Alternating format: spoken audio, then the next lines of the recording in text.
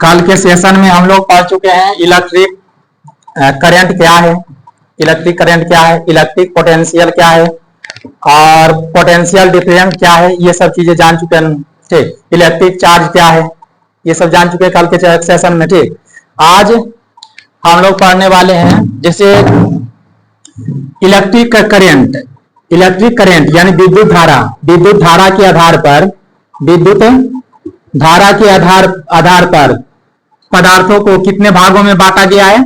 दो भागों में। कितने भागों में? दो भागों में, चालक और कुचालक, चालक और कुचालक। जिनसे कल के सेशन में बताया गया ना कि जिन पदार्थों से होकर विद्युत धारा का प्रवाह होता है उसे कहते हैं क्या? चालक। और जिन पदार्थों से होकर विद्युत धारा का प्रवाह नहीं होते उसे क्या कहते हैं? कुचालक कहते हैं। क्या कहते हैं उसे? कुचालक। और चालक में आखिर वह कौन सा गुण पाया जाता है जिसके कारण चालक विद्युत धारा का प्रवाहित करते हैं? क्यों? चालक में मुक्त इलेक्ट्रॉन पाए जाते हैं। ये सब चीजें कल बता चुके हैं। चालक में क्या पाए जाते हैं? मुक्त इलेक्ट्रॉन। मुक्त इलेक्ट्रॉन पाए जाने के कारण क्या होता है? चालक से विद्युत धारा प्रवाहित होता है। और कुचालक में क्या होते हैं? मुक्त इलेक्ट्रॉन नहीं पाए जाते। मुक्त इलेक्ट्रॉन किसे कहते हैं बता चुके हैं हम लोग कि लास्ट में, मतलब किसी परमाणु के बाइटम कक्षा में इलेक्ट्रॉन की संख्या 1 2 3 हो तो इसे क्या कहते हैं? मुक्त इलेक्ट्रॉन। और ये किसमें पाए जाते हैं? धातुओं में। अधिकांश धातुएं क्या होती है? सुचालक होते हैं या चालक होते हैं। क्या होते हैं? चालक होते हैं। और अधिकांश अधातुएं क्या होते हैं? विद्युत का कुचालक होते हैं। ठीक, चालक कुचालक की चर्चा कर चुके हैं। और इसमें बताया गया था ना कि एक और कोई पदार्थ होते हैं, ठीक, विलयन। क्या? विलयन, सॉल्यूशन, सॉल्यूशन। इस चीज के बारे में भी बताया गया कि विलयन से भी विद्युत धारा प्रवाहित होते हैं। क्या होते हैं? विलयन। विलयन क्या है? तो जैसे कोई जल है, इसमें एसिड, एसिड, बेस, अम्ल भस्म या लवण, लवण को मिला देते हैं तो ये क्या करने लगते हैं? विद्युत धारा, इनसे होकर के विद्युत धारा प्रवाहित होने लगता है। ये क्या करने लगते हैं? विद्युत धारा प्रवाहित करने लगते हैं। लेकिन इनसे और इसे क्या कहते हैं? चालक ना कह करके इसे क्या कहा जाता है? इलेक्ट्रोलाइट। क्या कहते हैं इसे? इलेक्ट्रोलाइट। ये चीजें कल बता चुके हैं। इलेक्ट्रोलाइट कहते हैं यानी विद्युत अपघट। क्या कहते हैं इसे? विद्युत अपघट कहते हैं। अपघट, विद्युत अपघट। और विद्युत अपघट में आप लोग को बताया गया है कि विद्युत अपघट में जो विद्युत धारा का प्रवाह होता है, आवेश का जो प्रवाह होता है, वो किसके माध्यम से होता है? आयन के माध्यम से। किसके माध्यम से होता है? आयन के माध्यम से। और चालकों में विद्युत धारा का प्रवाह या आवेश का प्रवाह किसके कारण होता है? इलेक्ट्रॉन के कारण। किसके कारण होता है? इलेक्ट्रॉन। इलेक्ट्रॉन क्या होते हैं? निम्न विभव से उच्च विभव की ओर प्रवाहित होते हैं। तो आवेश उच्च विभव से निम्न विभव की ओर प्रवाहित होते हैं। तो आवेश की प्रवाह की दर को क्या कहते हैं? विद्युत धारा कहते हैं। और इलेक्ट्रॉन के प्रवाह को क्या कहते हैं? इलेक्ट्रॉनिक धारा। इलेक्ट्रॉन के प्रवाह को क्या कहते हैं? इलेक्ट्रॉनिक धारा। ठीक, इतना चीजें बता चुके हैं। और चालक कुचालक, चालक कुचालक के अलावा और एक पदार्थ होते हैं जिसे क्या कहते हैं? सेमीकंडक्टर कहते हैं। क्या कहते हैं? सेमीकंडक्टर। और सेमीकंडक्टर को आज जानेंगे इसके बारे में। ठीक, सेमीकंडक्टर हिंदी क्या था? अर्धचालक। सेमीकंडक्टर हिंदी क्या था? अर्धचालक। अर्धचालक कहने का वो चालक होंगे लेकिन उसमें चालक का गुण और कुचालक का गुण, मतलब आधा आधा दोनों का गुण पाए जाएंगे। वे चालक की तरह भी व्यवहार करेंगे और कुचालक की तरह भी व्यवहार करेंगे। तो ऐसे पदार्थ को क्या कहेंगे? अर्धचालक कहेंगे। अर्धचालक का एग्जाम्पल देखा जाए सिलिकॉन और जर्मेनियम और कई अन्य, समझ रहे बात को। लेकिन अर्धचालक के अंतर्गत कौन आते हैं? सिलिकॉन और जर्मेनियम। ठीक, और ये इस अर्धचालक को 3 भागों में, अर्धचालक ये कितने प्रकार के होते हैं? 3 प्रकार के। ये होता है नैज या शुद्ध अर्धचालक, नैज या शुद्ध अर्धचालक। ठीक, तो वैसे अर्धचालक जिसमें अशुद्धि नहीं मिला होता है, वैसे अर्धचालक जिसमें अशुद्धि नहीं मिला होता है उसे क्या कहते हैं? उसे क्या कहते हैं? नैज या शुद्ध अर्धचालक कहते हैं। नैज या शुद्ध अर्धचालक कहते हैं। जिस अर्धचालक में अशुद्धि नहीं मिले होते, जिस अर्धचालक में क्या होते हैं? अशुद्धि नहीं मिले होते हैं, वे कैसा अर्धचालक होते हैं? नैज या शुद्ध अर्धचालक। एग्जाम्पल इसका क्या बोलेंगे? शुद्ध सिलिकॉन और शुद्ध जर्मेनियम को क्या कैसा अर्धचालक कहेंगे? नैज या शुद्ध अर्धचालक कहेंगे। ठीक, और अगला है दूसरा अर्धचालक N type N type semiconductor, N type semiconductor, इसका हिंदी भी होगा ऐसे करना, एन टाइप अर्धचालक। बात समझ रहे हैं, इसीलिए इसे याद रखेंगे डायरेक्ट इंग्लिश में ही, एन टाइप सेमीकंडक्टर। ठीक, ये क्या होते हैं, यदि शुद्ध अर्धचालक में, जब शुद्ध चालक किसी शुद्ध अर्धचालक में फास्फोरस, आर्सेनिक, एंटीमनी जैसे पंच संयोजी तत्व को मिला दिया जाता है।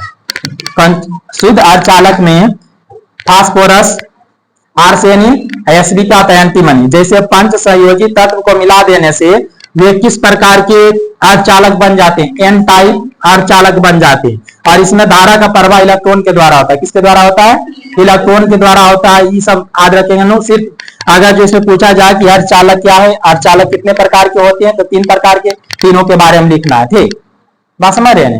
तो एन टाइप अर्धचालक, एन टाइप सेमीकंडक्टर किसे कहते हैं, जब शुद्ध अर्धचालक में फास्फोरस, आर्सेनिक, एंटीमनी जैसे पंच संयोजी तत्व को मिला दिया जाता है तो एन टाइप अर्धचालक बनते हैं, एन टाइप अर्धचालक बनते हैं। ठीक, और उसके बाद क्या है तीसरा, पी टाइप अर्धचालक। पी टाइप अर्धचालक, पी टाइप अर्धचालक क्या होते हैं कि जब शुद्ध अर्धचालक में या जब नैज या शुद्ध अर्धचालक में एल्यूमिनियम, बोरॉन और इंडियम, ये क्या होता है, इंडियम, आयन से क्या होता है, इंडियम, इंडियम जैसे त्रिसंयोजी तत्व को मिला देने से पी टाइप सेमीकंडक्टर बनते हैं। क्या बनते हैं, पी टाइप सेमीकंडक्टर बनते हैं।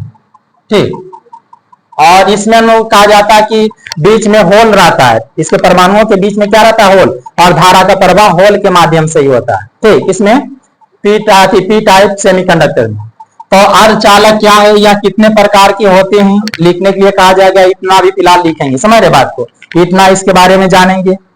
यानी अर्धचालक क्या कहेंगे, वैसा पदार्थ जिसमें धातु, जिसमें चालक और कुचालक दोनों का गुण पाए जाते हैं, उससे क्या कहते हैं, अर्धचालक। अर्धचालक का नाम कहेगा बताने के लिए, तो बता दीजिएगा, क्या ये सभी चीज याद रहेगा। अर्धचालक कितने प्रकार के होते हैं, 3 प्रकार के। कितने प्रकार के होते हैं, 3 प्रकार के, समझ रहे बात को। और इलेक्ट्रिक करंट में इलेक्ट्रिक करंट के आधार पर पदार्थों को पहले तो बांटा गया, चालक, कुचालक, चालक, कुचालक, गेट खोलिए तो, चालक, कुचालक और अर्धचालक, समझ बात को। और ये सब क्या करते हैं, यही सब विद्युत धारा का प्रवाह करते हैं। कुचालक नहीं करते हैं, कुचालक को नहीं कह सकते हैं, कुचालक क्या विद्युत धारा का प्रवाह करते हैं। और अब बाद में कुछ ऐसे कुचालक भी होते हैं जो क्या करते हैं, विद्युत धारा का प्रवाह करते हैं, समझ रहे हैं। अब बाद में कौन था, कल ही के क्लास में बोले हैं, क्या इसे पहले नोट कीजिए इतना। ठीक,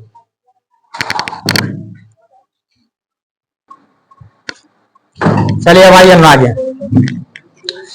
अर्धचालक क्या है ये समझ चुके हैं बढ़िया से। अर्धचालक किसे कहते समझ चुके हैं नहीं। अब हम लोग देखेंगे, हम लोग पढ़ेंगे विद्युत परिपथ। विद्युत परिपथ का इंग्लिश क्या होता है, इलेक्ट्रिक सर्किट। क्या होता है, इलेक्ट्रिक सर्किट। इलेक्ट्रिक सर्किट क्या होते हैं इसके बारे में जानेंगे। ठीक, तो इलेक्ट्रिक सर्किट या विद्युत परिपथ वैसे परिपथ को कहते हैं जिनसे होकर के विद्युत धारा का प्रवाह हो।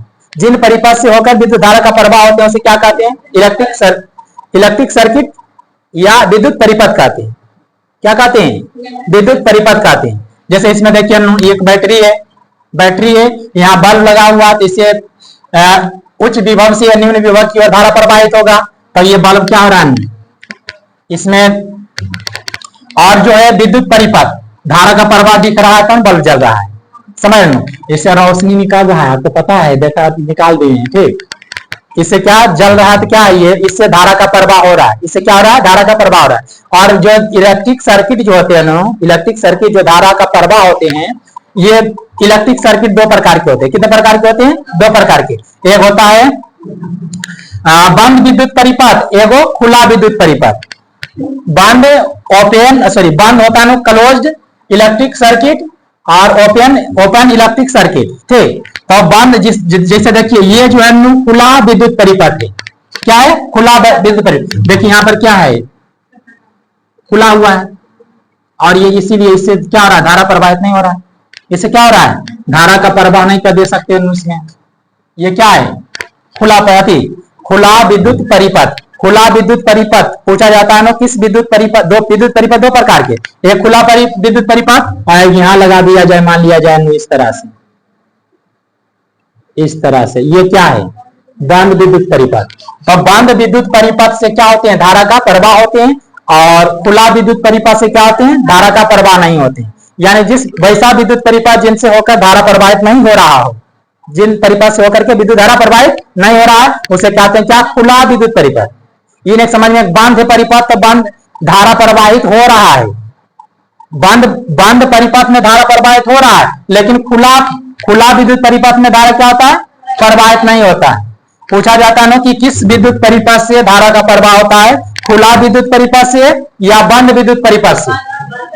तो बंद विद्युत परिपथ से बोलेंगे। कितना समझेगा कि विद्युत बंद विद्युत परिपथ, बंद विद्युत परिपथ मतलब समझता है कि धारा प्रवाह ना हो रहा तब बंद है, समझ रहे हो नहीं। तो इसमें क्या कहेंगे कि विद्युत परिपथ दो प्रकार के जो होते हैं, वो खुला विद्युत परिपथ, ये खुला विद्युत परिपथ है, और ये बंद विद्युत परिपथ है। और ये देखिए दिखा रहा है कि हम देखो बह रहे हैं धारा, इसमें क्या धारा नजर आ रहा है, बह रहा है कि नहीं बह रहा है। ठीक, तो इलेक्ट्रिक सर्किट क्या है, तो वैसे सर्किट जिनसे होकर के इलेक्ट्रिक करंट, जिससे होकर के इलेक्ट्रिक करंट पास होते हैं, समझ रहे हैं, प्रवाहित होते हैं, उसे क्या कहते हैं, इलेक्ट्रिक सर्किट कहते हैं। और इलेक्ट्रिक सर्किट दो तरह के होते हैं, एगो बंद विद्युत परिपथ, एगो खुला विद्युत परिपथ।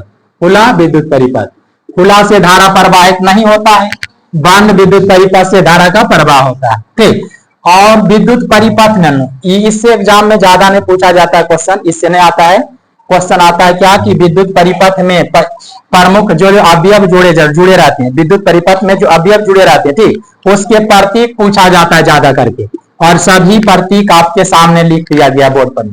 इसे क्या कर लेना है, आज कर लेना है। सेल का प्रतीक क्या होता है, इस तरह की, यह किसका प्रतीक है, सेल। ये किसको दर्शाता है, सेल को, समझ रहे हो। और सेलों के समूह को या सेल को बैटरी कहते हैं, इसलिए ये क्या है, बैटरी। ये किसको दर्शा रहा है, ये बैटरी है। ठीक, और ये इस तरह से जो दिखाया गया, एक तार अवयवों को जोड़ने वाला, अवयवों को विद्युत परिपथ में अवयवों को जोड़ने वाला चालक तार इसे बोल सकते हैं। अवयव को जोड़ते हैं, जिसे बल्ब लगाना है विद्युत परिपथ में, तार लाते हैं कि नहीं, तार ला करके जोड़ते हैं, बल्ब को जोड़ते हैं, अवयवों को जोड़ने वाला चालक तार ही इस तरह से खाली रहता है। और ये क्या है, तार संधि। मान लिया जाए तो कोई तार है, यहाँ पर से क्या करते हैं, कोई अवयव को जोड़ते हैं तो तार इससे जोड़ देते हैं कि नहीं, तार संधि। तार संधि का ये चिन्ह है, अति प्रतीक है। और बल्ब का किस तरह से होते हैं, ये तो ऐसा बल्ब मिलता है उठा हुआ, बच्चा लोग ऐसे याद कर सकता है कि तो बल्ब होता है इस तरह का उठा हुआ, नहीं रहता है, बल्ब आता है नहीं, जाइएगा ना दुकान शॉप में, उसमें रहता है, समझ रहे, इस तरह का बल्ब तेरा में हाथ लगा हुआ। तो ये क्या है, इस तरह से देखा जाए तो ये खुली या खुला कह सकते हैं, ठीक, प्लग कुंजी, यानी इससे विद्युत धारा प्रवाहित ना हो रहा है, बंद किया हुआ है। ठीक, और ये बंद प्लग कुंजी है।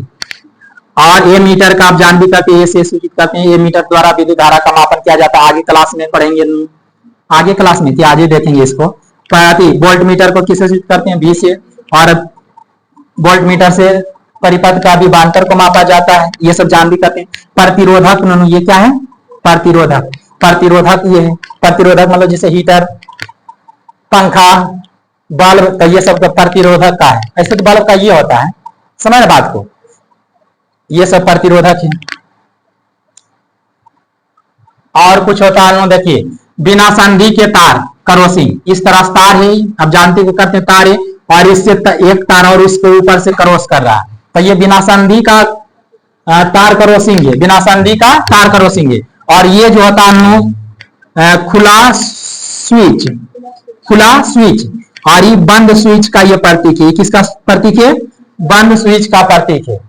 तो विद्युत परिपथ क्या है और यह कितने प्रकार के होते हैं, और विद्युत परिपथ के प्रमुख अवयवों और उसके प्रतीक को याद कर लें, ज्यादा करके यहीं से क्वेश्चन आता है। ठीक, इसी से ऑब्जेक्टिव क्वेश्चन पूछा जाता है, समझ रहे बात को, इसे उतारिए।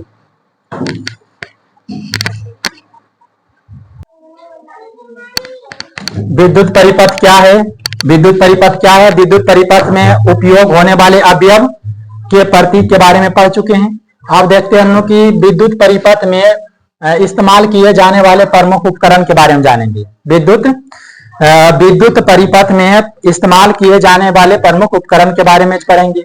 पहला है क्या, गैल्वेनोमीटर। क्या है, गैल्वेनोमीटर। तो गैल्वेनोमीटर क्या होते हैं इसके बारे में जानेंगे। ठीक, तो गैल्वेनोमीटर ऐसा उपकरण है, गैल्वेनोमीटर एक ऐसा यंत्र है जिसके द्वारा क्या किया जाता है, परिपथ में धारा की उपस्थिति का पता लगाया जाता है। धारा की उपस्थिति का पता लगाया जाता है कि परिपथ में धारा है या नहीं है। ठीक, और साथ ही साथ ये क्या बताते हैं कि आवेश की प्रकृति, धारा में जो आवेश प्रवाह हो रहे हैं उसके प्रकृति के बारे में बताते हैं कि धारा पॉजिटिव धारा है कि नेगेटिव धारा है, समझ रहे हैं। और ये जो है गैल्वेनोमीटर एक नाजुक उपकरण है। नाजुक उपकरण कहने का मतलब है कि ज्यादा धारा प्रवाहित होने पर क्या होते हैं, गैल्वेनोमीटर का कॉइल होते हैं जल जाते हैं। कॉइल क्या होते हैं, जल जाते हैं, इसीलिए नाजुकी से बोला जाता है। कम धारा प्रवाहित हो रहा है तो ठीक है, उसका कॉइल बचा हुआ रहेगा। ठीक, लेकिन जो ही और पता रहता है ना कि कोई भी परिपथ में पता रहता है कि धारा कितना प्रवाहित हो रहा है, तो इसके बारे में कौन बताता है, गैल्वेनोमीटर। गैल्वेनोमीटर को लगाएं परिपथ में और धारा का मान उच्च रहने के कारण क्या होगा, गैल्वेनोमीटर के कॉइल ही जल जाएगा, समझ, उच्च रहने पर। तो इसके लिए क्या किया जाता है कि ये गैल्वेनोमीटर जले ना, उसके लिए गैल्वेनोमीटर के कॉइल में शंट का उपयोग किया जाता है। किसका उपयोग किया जाता है, शंट। और ये शंट जो होते हैं गैल्वेनोमीटर के को सुरक्षा का काम करते हैं। ये सुरक्षा क्या करते हैं, सुरक्षा प्रदान करते हैं। किसे सुरक्षा प्रदान करते हैं, गैल्वेनोमीटर को। और शंट क्या है तो इसके बारे में जानेंगे कि शंट जो होते हैं कम प्रतिरोध का पतला तार होता है। कम प्रतिरोध का क्या होता है, पतला तार होता है। और अधिक धारा प्रवाहित होने पर ये तार क्या होता है, गल जाता है। कॉइल को, और इसे कॉइल में जोड़ा रहता है, किसके, गैल्वेनोमीटर के कॉइल में जोड़ दिया जाता है। और अधिक धारा प्रवाहित होने के कारण क्या होता है, शंट का पतला तार होता है कम प्रतिरोध का, धारा अधिक प्रवाहित हुआ तो ये क्या होते हैं, गल जाते हैं। और कॉइल हो क्या होते हैं, कॉइल से धारा का प्रवाह होना बंद हो जाता है, तो कॉइल इस स्थिति में गैल्वेनोमीटर का क्या होता है, बच जाता है। ठीक, तो यही याद रखेंगे कि शंट जो होते हैं कम प्रतिरोध का पतला तार होता है, जो गैल्वेनोमीटर के कॉइल में जोड़ दिया जाता है, जिससे गैल्वेनोमीटर क्या होते हैं, अधिक धारा प्रवाहित होने पर सुरक्षा प्रदान करने का काम करते हैं। कौन, शंट, कौन करते हैं, शंट। और आगे देखेंगे कि शंट को गैल्वेनोमीटर में जोड़ करके उसे एमीटर में, गैल्वेनोमीटर को ही किसमें, एमीटर और वोल्टमीटर में बदला जा सकता है। शंट को गैल्वेनोमीटर में जोड़ करके उसे किसमें बदला जा सकता है, गैल्वेनोमीटर को एमीटर या वोल्टमीटर में। ठीक, अब पहले ये जानेंगे कि गैल्वेनोमीटर जो होते हैं इलेक्ट्रिक सर्किट या विद्युत परिपथ में किस क्रम में जुड़े हुए रहते हैं, तो श्रेणी क्रम में जुड़े हुए रहते हैं। किस क्रम में जुड़े हुए रहते हैं, श्रेणी क्रम में। क्या इतना समझ चुके हैं। विद्युत परिपथ में विद्युत धारा का पता लगाने के लिए जिस उपकरण का उपयोग किया जाता है वह कौन उपकरण है, गैल्वेनोमीटर।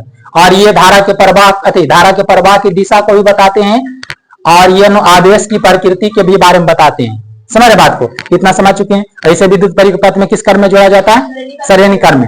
और विद्युत परिपथ में सुरक्षा के दृष्टिकोण से किसे जोड़ा जाता है, गैल्वेनोमीटर के कॉइल में शंट को। और शंट क्या है ये जान चुके हैं।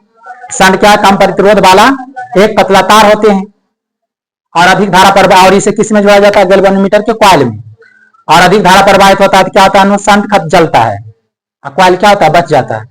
ठीक, और इसे कैसे एमीटर को गैल्वेनोमीटर के कॉइल में किस क्रम में जोड़ने पर शंट का एमीटर की तरह काम करने लगता है, और शंट को गैल्वेनोमीटर में किस क्रम में जोड़ने पर वो वोल्टमीटर की तरह काम करने लगता है।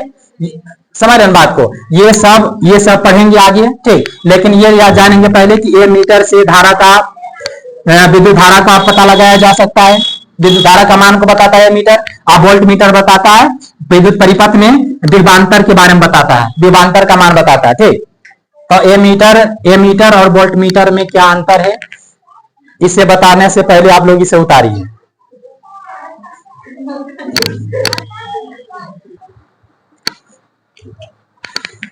नोट कर लिया नहीं, ठीक। क्या बहुत बात कर रहा था हम लोग कि गैल्वेनोमीटर